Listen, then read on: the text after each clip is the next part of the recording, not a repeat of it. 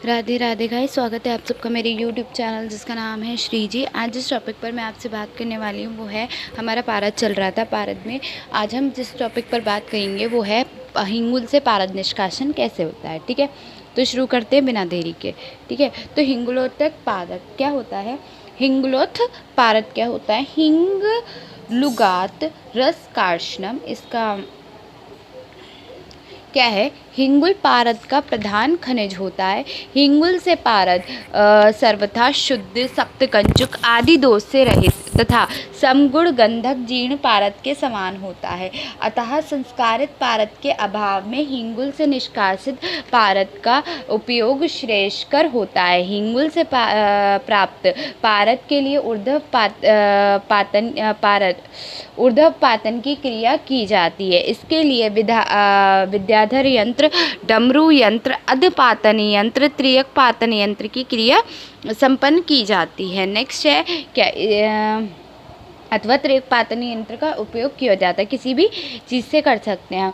अधपातन विधि से कैसे करेंगे। इस विधि से नींबू और अदरक स्वरस मर्दित हिंगुल का यंत्र के ऊपर वाले पात्र के आंतरिक तल में लेपकर सुखा दिया जाता है। अब इसे एक जल भरे पात्र को जमीन के अंदर मुख पर स्थगित किया जाता है।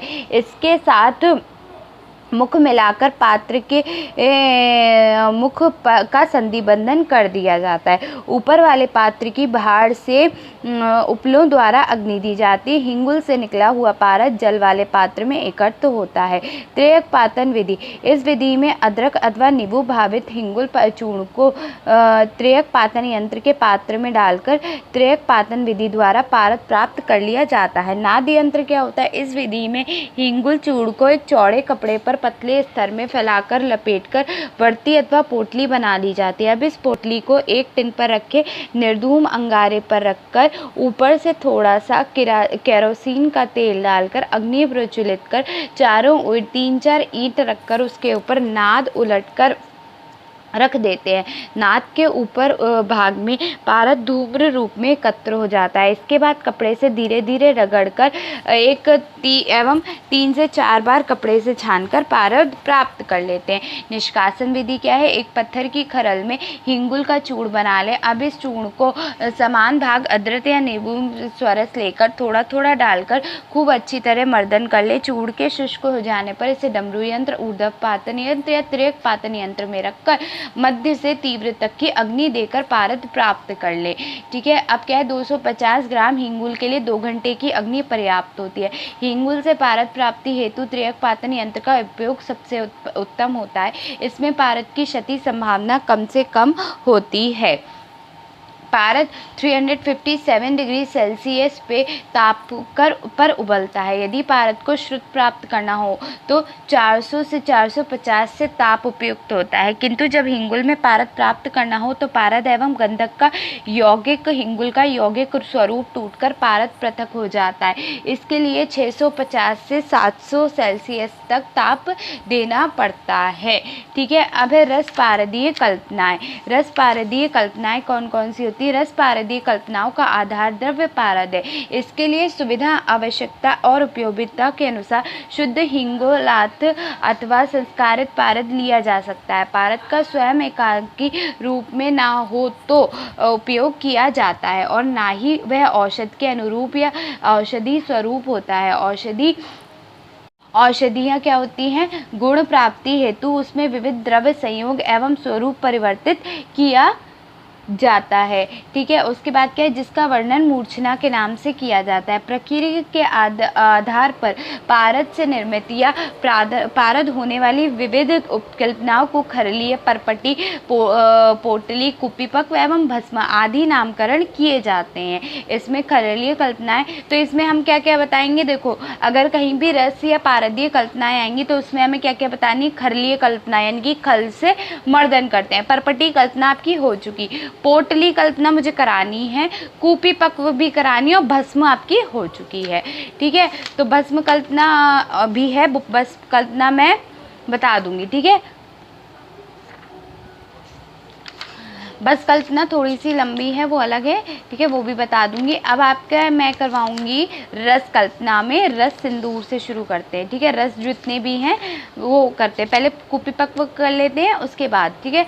कुपिपक्व रसायन देखो, कूपी इति काच कूपी पक्वम अग्निन पक्व रस्य पदास्य अयन स्थानम, अर्थात कूपी पक्व अग्निपकम यदरासन तत् कूपी पक्व रसायन।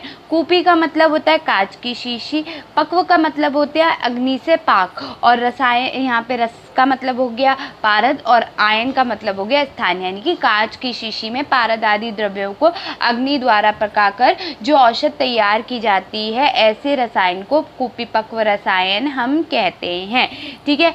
हमने क्या बात की थी, आपकी हिंगुल से पारद के निष्कासन की बात की थी, कैसे की थी वो आपकी विधि थी। 3 कौन कौन सी, अधपातन, उदरपातन या त्रिकपातन से हम पारद से हिंगुल से पारद निकाल सकते हैं।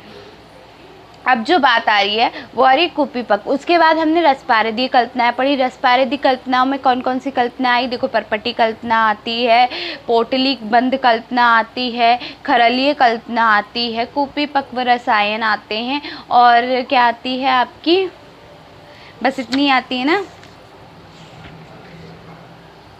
और भस्म आती है, ठीक है। आदि नामकरण किए गए हैं। तो कुपिपक्व कल्पना क्या हो गई, जो कांच की शीशी की जो अग्नि से पाक करके हम पारद का जो औषध तैयार की जाती है अग्नि के द्वारा, वो क्या कहलाती है, हमारी रसायन कहलाती है। यानी कि कांच की शीशी में पारद आदि द्रव्यों को अग्नि में पकाकर जो औषध तैयार की जाती है, उसे रसायन को हम क्या कहते हैं, कुपिपक्व रसायन कहते हैं। अब कुपिपक्व रसायन कितने प्रकार के होते हैं, पहले तो संस्कारित अथवा शुद्ध पारद एवं गंधक की कंजली बना अपेक्षित वनस्पतियों के स्वरस की भावना देकर अथवा पारद एवं लवण, छाड़, कासीस, स्फटिक, तुथ आदि द्रव्यों के साथ पारद का निश्चंद्र चूर्ण बनाकर अतसी शीशी में भरकर अंतर्धूम अथवा बहिर्धूम विधि से मंद, मध्य और तीव्र अग्नि पर पकाकर जो औषधि कल्प तैयार किया जाता है, वो क्या होता है, कुपिपक्व कल्प होता है। द्रव एवं पाक के अनुसार यह सिंदूर, कर्पूर आदि विविध वर्ण का प्राप्त किया जाता है। कुपिपक्व रसायन के भेद, कुपिपक्व रसायन के 2 भेद हैं,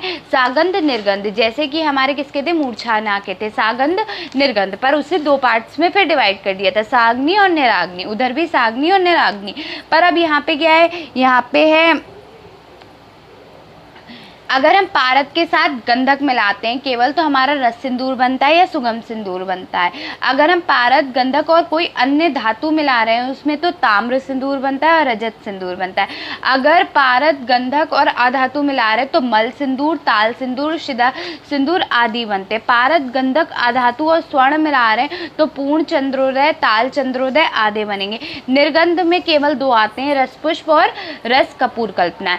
सिद्ध औषधि प्राप्त भेद से ये 3 प्रकार के होते हैं। कौन से, कंठस्थ यानी कि गलस्थ या कंठस्थ हो गए, उसके बाद तलस्थ या अधस्थ हो गए, और उपय अस्त हो गए, ठीक है। तो 3 प्रकार के हो गए। कंठस्थ का में आया है रस सिंदूर और रस कपूर और मल सिंदूर। तलस्थ में आया है समीरपंग और रस सिंदूर। उभयस्थ में आया है पूर्ण चंद्रोदय और माणिक्य रस। निर्माण भेद से अंतर्धूम विधि तलस्थ होती है और बहिर्धूम विधि कंठस्थ होती है, ठीक है। नेक्स्ट है आपका कुपिपक्व रस का संक्षिप्त इतिहास, ठीक है। तो अब हम यहाँ से शुरू करते हैं कि कुपिपक्व रस का संक्षिप्त इतिहास क्या है, ठीक है। कुपिपक्व रसायन का संक्षिप्त इतिहास। रस सिंदूर कल्पना का सर्वप्रथम उल्लेख अपने ग्रंथ रस प्रकाश सुधाकर में उदय भास्कर के नाम से किया जाता है। यहीं पर घनसार रस के नाम से रस कपूर की निर्माण विधि एवं गुण निर्देश भी किया जाता है। 15वीं शताब्दी में अनंत देव सूरी ने रस चिंतामणि में रस पार्थिव रस के नाम से इस कल्प को कहा है। गंधक जारण के क्रम से रस सिंदूर कल्प का विकास हुआ। पारद में रोगनाशक क्षमता उत्पन्न करने के लिए षड गुण बलि जारण किया जाता है। इस जारणा के क्रम में पारद एवं गंधक की एक निश्चित मात्रा एक विशिष्ट ताप को पकाकर सिंदूर सदृश यौगिक में परिणत हो जाता है। गंधक जारण का उल्लेख सर्वप्रथम रस हृदय तंत्र में देखा गया है। आगे आगे चलकर यह कूपी रस निर्माण विधि के रूप में विकसित हुआ है। ठीक है, उसके बाद आपका क्या आ रहा है, मुग्धा एवं कूपीमुख मुग्ध, ये पूछा जाता है 3 नंबर के क्वेश्चन में भी आता है। तो मुद्रा और कूपीपक मुग्ध क्या होता है, कूपी के मुख को बंद करना या किसी भी कूपी को यानी कि कांच की शीशी को बंद करना या उस पर कोई डाट लगाने को हम क्या कहते हैं, कूपीपक मुग्ध कहलाता है। तथा जिससे मुख बंद किया जाता है वो क्या कहलाता है, उसे मुद्रा कहते हैं। इस कार्य हेतु हम गीली मिट्टी का प्रयोग करते हैं और मुख में प्रविष्ट होकर कूपी मुख को बंद कर देते हैं, ऐसा बना लिया जाता है। इस मुग्धा के लिए मदन मुग्धा या हठ मुग्धा शब्द भी प्रचलित है। सिर्फ मुल्तानी मिट्टी एवं वस्त्र का ही इस कार्य के लिए उपयोग किया जाता है। सावधानी क्या रखनी चाहिए, कूपी के मुख से ज्वाला का निकलना बंद हो गया हो, कूपी के चारों ओर अंधेरा कर कूपी को तल को देखने पर तल काला वर्ण का दिखाई देता हो, कूपी के मुख से टॉर्च का प्रकाश करने पर पारद का कण ऊपर उठता हुआ प्रतीत हो, कूपी में शीतल शलाका डालने पर शलाका में धुएं का ना लगना, तांबे का सिक्का कूपी के मुख पर रखने से उस पर पारद के कण चिपक कर सिक्के के उस भाग को श्वेत कर देते हों, ताम्र शलाका।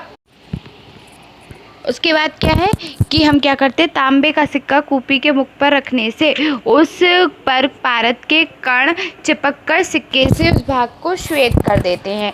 तप्त शलाका को कूपी में डालने पर उसमें कुछ भी नहीं लगता। कूपी तोड़ने की क्या विधि है, कूपी के स्वांशित हो जाने पर उसे निकालकर सावधानी पूर्वक उसे ऊपर की कपड़ा मिट्टी एक चाकू से खुरचकर पहले कूपी को बाहर निकालकर साफ कर लें।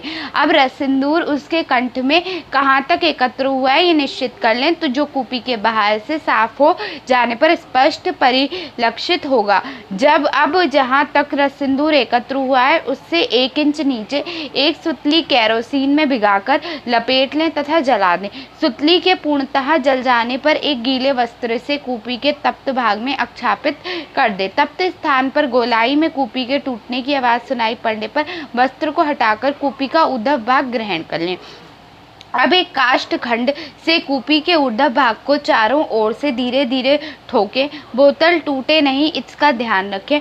ठोकने से कूपी पक्व से चिपका कूपी कंठ के आकार का संपूर्ण रस सिंदूर अलग होकर निकल आ जाएगा, जिसे सुरक्षित प्राप्त कर लें। कांच के छोटे छोटे टुकड़ों से औषधि की रक्षा का ध्यान रखें। अब हम बात कर रहे हैं इसकी फॉर्मुलेशंस में क्या क्या आता है, रस सिंदूर आता है, मकरध्वज रस आता है, सिद्धम करध्वज रस आता है, रस पुष्प है, रस कपूर है। ठीक है, तो बात कर लेते हैं इसकी।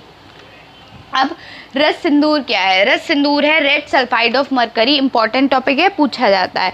ठीक है, रस सिंदूर कैसे बनता है रस सिंदूर पहली बात रसायन है जो रस योग सागर ने दिया था। किसने दिया था, देखो रस आ रहा है, सिंदूर है, ठीक है, दोनों सा है तो क्या है, राशि है, तो रस योग सागर, सा से सी आ जाएगा। ठीक है, रस सिंदूर है तो सा से सिंदूर है और सा से सागर है, इन्होंने दिया था। रस योग सागर ने हमारे ये दिया था। रसायन द्रव्य है, ठीक है, रसायन में प्रयोग किया जाता है, रोग अधिकार हो गया रसायन आपका। तो अगर पूछा जाए एक ऐसी चीज बताओ जो रसायन है तो वो क्या है आपका, रस सिंदूर है। ठीक है चलो आगे देखते हैं। ठीक है, इसमें लेते क्या है, हम शुद्ध पारद लेते हैं और शुद्ध गंधक लेते हैं। कितना, 1-1 पल यानी कि 4-4 तोले लेते हैं। लेकर इसकी विधिवत कंजली बनाएं और एक विधिवत हम कंजली बना लेते हैं। इस कंजली को बटा अंकुर स्वरस की 3 भावना देकर सुखा ले। बटा अंकुर की हम कितनी भावना देते हैं, इसे 30 भावना देकर सुखा लेते हैं। अब क्या करते हैं, अब इस कंजली को 7 बार कपड़ा छन करके एक कांच की कूपी में भरकर बालू का यंत्र में प्रथम 2 उंगली ऊंची बालू भरकर कूपी रखकर बालू का यंत्र को बालू से पूरी तरह ढक कर भर देते हैं। अब इस बालू का यंत्र को भ्राष्टरी पर स्थापित कर 4 याम तक मृदु, मध्य और तीव्र कम से पाक करते हैं। इससे अरुण वर्ण का रस सिंदूर बन जाता है।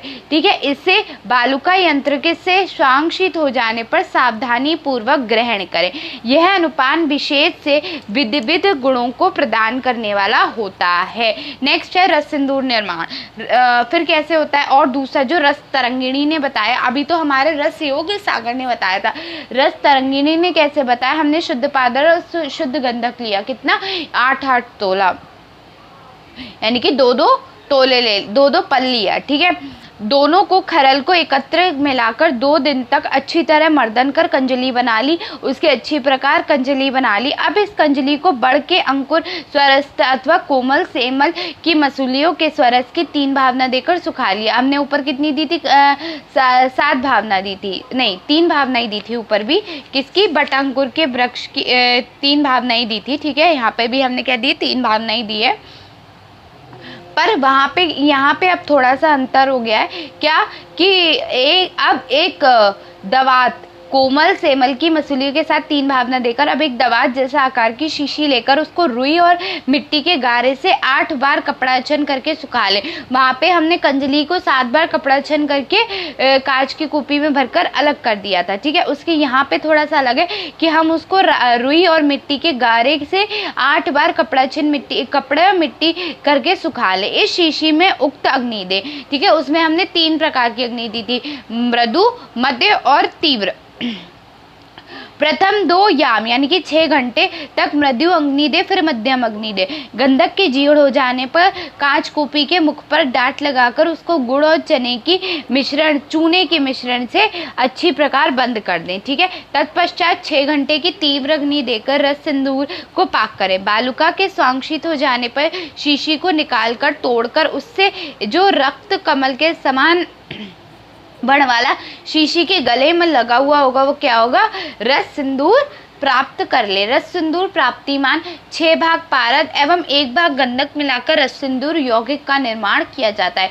यदि 100 ग्राम पारद एवं 100 ग्राम गंधक लिया जाए तो संपूर्ण हानि तो बचा लिया जाए, तो कुल रस सिंदूर 116 ग्राम बनना चाहिए, यानी कि HCl रेड सल्फर ऑक्साइड, ठीक है, red sulphur oxide sulphide of mercury, ठीक है। उसके बाद क्या, किंतु निर्माण में हानि के कारण यह प्रमाण पूर्ण रूप से नहीं मिल पाता। सावधानी बरतने पर 110 ग्राम तक रस सिंदूर प्राप्त किया जाता है।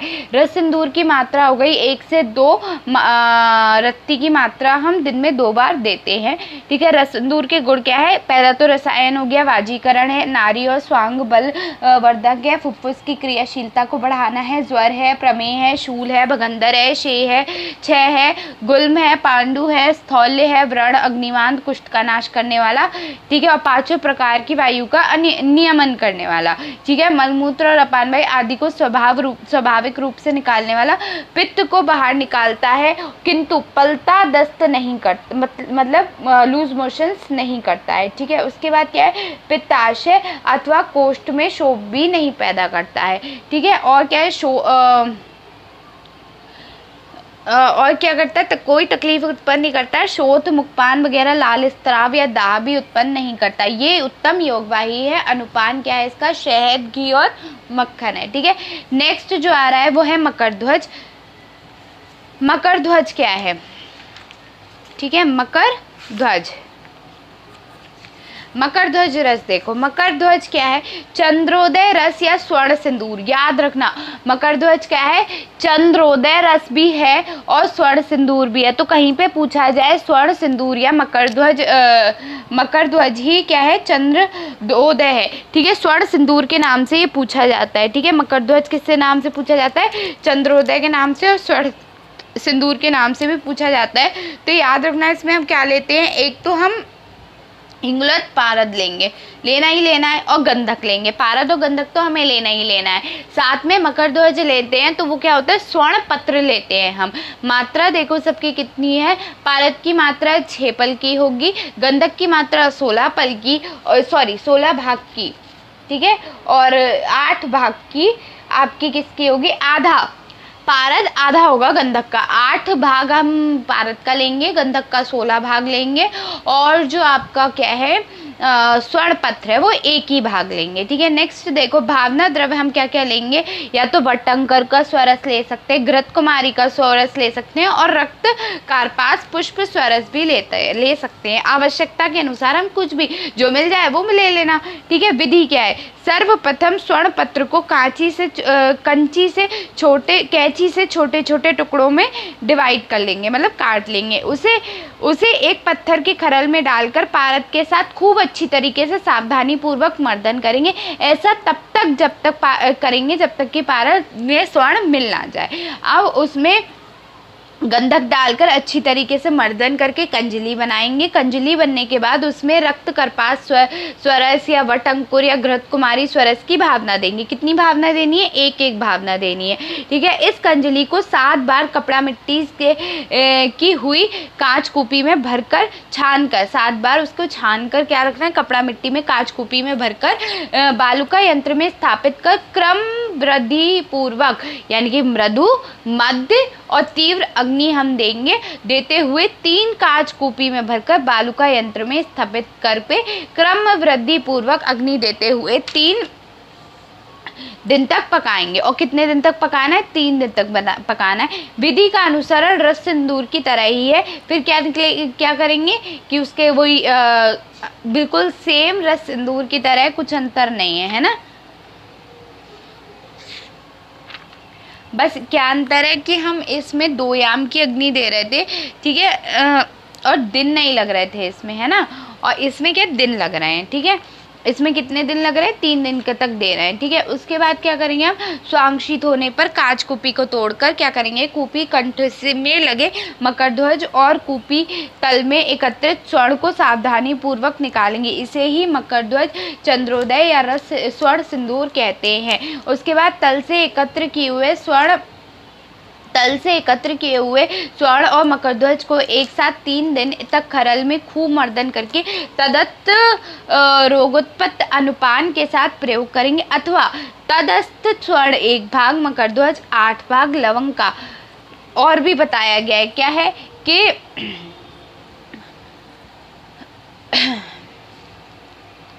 देखो, एक तो विधि हमने इतनी लंबी पढ़ी, दूसरी विधि क्या है कि तल से एकत्र किए हुए स्वर्ण को मकरध्वज को एक साथ 3 दिन तक खरल में डालकर रोगोत्पत्ति अनुपान के साथ प्रयोग करेंगे। तीसरी विधि क्या है? तुतत स्वर्ण को 1 भाग लेंगे, मकरध्वज यानी कि स्वर्ण पत्र को 8 भाग लेंगे, लवण का चूर्ण 4 भाग लेंगे, और क्या जयपाल का चूर्ण भी 4 भाग लेंगे, और केसर 4 भाग लेंगे। इन पान के रस में खूब मर्दन करेंगे और 1 तोला कपूर और 1 तोला कस्तूरी मिलाकर पान के रस को मर्दन करके 3-3 दिन रत्ती की गोलियां बनाकर छाया में सुखाकर शीशी में भर लेंगे, ठीक है। ये भी है। मकरध्वज की मात्रा कितनी होती है? 1 से 2 रत्ती या 1 से 2 गोली आपकी बताई गई हैं, ठीक है। देखो, तल में एकत्र किए हुए स्वर्ण को या तो हम खरल में डालकर अच्छी तरीके से मर्दन करते फिर कर लेंगे, ठीक है, यूज। लेकिन एक और है कि उसके बाद क्या करेंगे?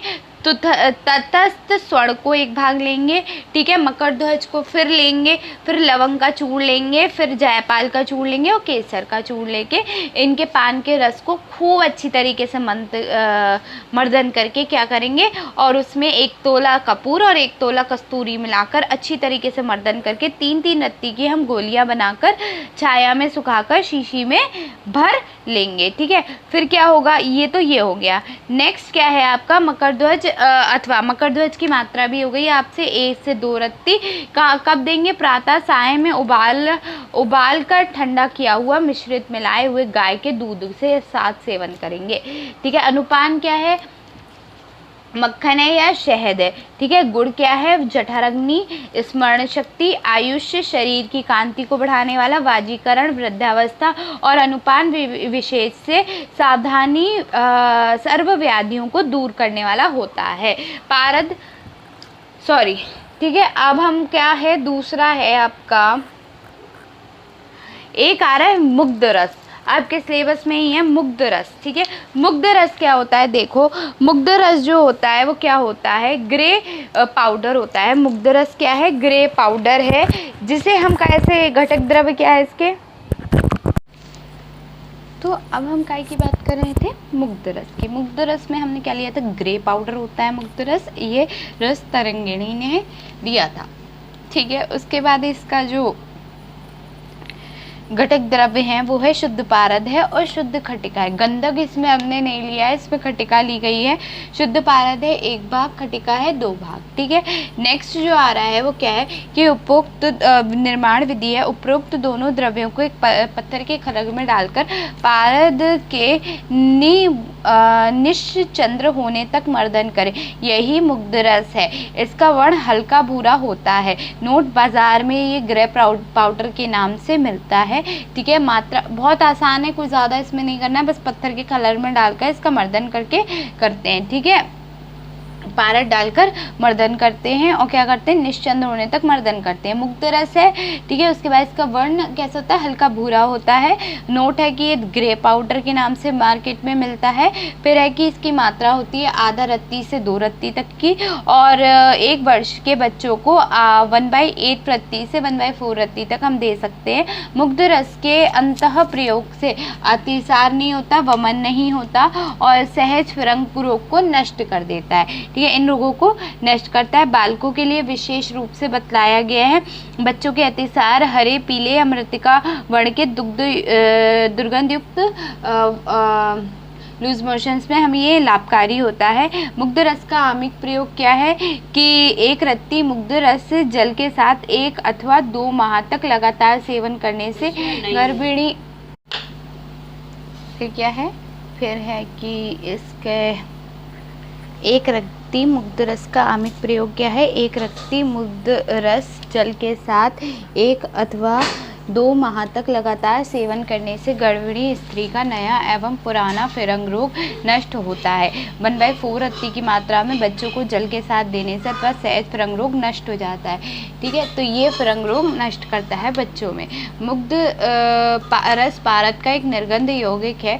इसके प्रयोग से औषध मात्रा एवं सेवन अवधि का निर्णय विचारपूर्वक करना चाहिए, ठीक है। तो आज के लिए इतना ही। नेक्स्ट वीडियो में हम आपका कवर कराएंगे सिद्धकम रस, रस पुष्प और रस कपूर, ठीक है। और उसके बाद हम बात करेंगे रस बंद की, ठीक है। तो रस बंद की हम 2 वीडियो में कंप्लीट हो जाएगा, ठीक है। आपका पारद भी पूरा होने वाला है, ठीक है। Thank you.